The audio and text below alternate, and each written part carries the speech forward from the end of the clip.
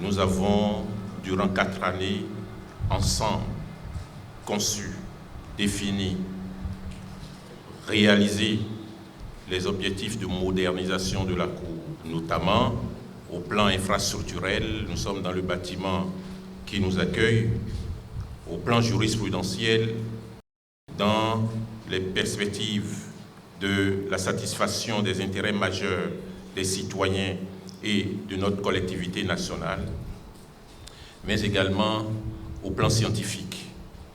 Je voudrais, au moment où je m'adresse à vous, en qualité de président, de manière, on va dire, ultime, je voudrais vous adresser toute ma reconnaissance.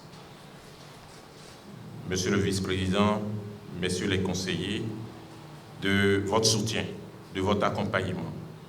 Je voudrais saluer la contribution de grande qualité de l'ensemble des membres du personnel, monsieur le secrétaire général, monsieur le directeur de cabinet.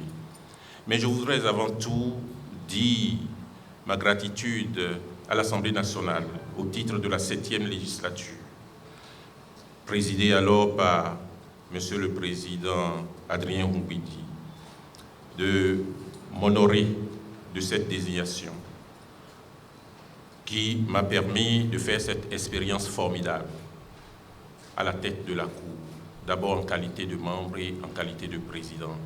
Je voudrais remercier le président de la République d'avoir compris qu'il était possible que j'exerce en cette qualité. Mais l'un parmi vous, je dirais l'une parmi vous, les agents du personnel, en m'adressant des mots de salutation ce matin, a témoigné de ce que, et je suis d'accord avec elle, que ce qui importe dans la vie, ce ne sont pas les positions, ce sont les objectifs à réaliser. Les positions ne sont que les moyens pour atteindre les objectifs.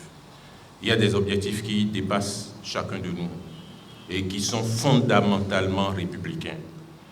Veuillez accepter que ma définition ne s'inscrit donc pas dans une sorte de renoncement à une position, mais dans une acceptation dans la réalisation des objectifs qui sont importants. Je voudrais surtout insister, monsieur le secrétaire général, sur le fait que la Cour constitutionnelle a des missions importantes dont il faut veiller à assurer avec rigueur, sans complaisance.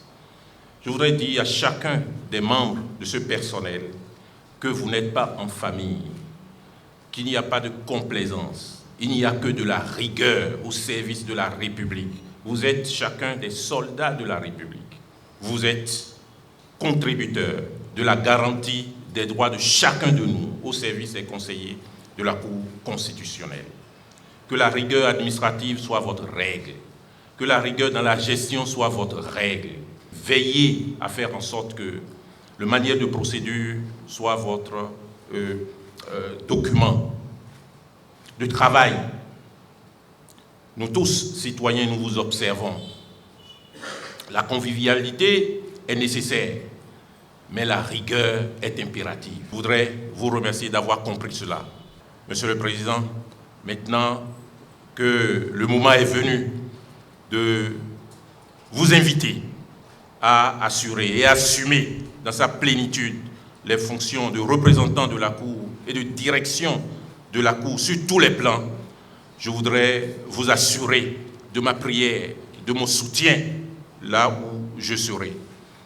Soyez assurés que partout où il sera nécessaire, je serai l'une des personnes qui comprendrait le mieux les déterminismes qui sont les vôtres, les contraintes qui sont les vôtres et les décisions que vous allez prendre dans l'intérêt majeur de notre pays. Encore une fois, merci. Et à très bientôt. C'est l'un de nos excellents écrivains qui a donné pour titre un sage prudentiaux de regretter mémoire à l'un de ses ouvrages, Ailleurs, un jour, peut-être. Je vous dis donc ailleurs, un jour, certainement. Je vous remercie. En vertu des pouvoirs que j'ai encore pour quelques secondes,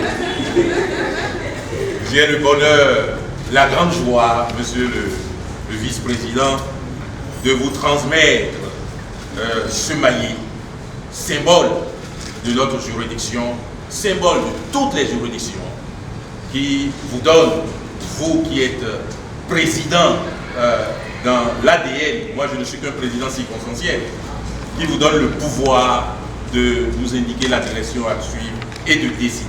Et bien avec beaucoup de bonheur, je vous transmets ce maillet qui fait de vous président intérimaire de la République.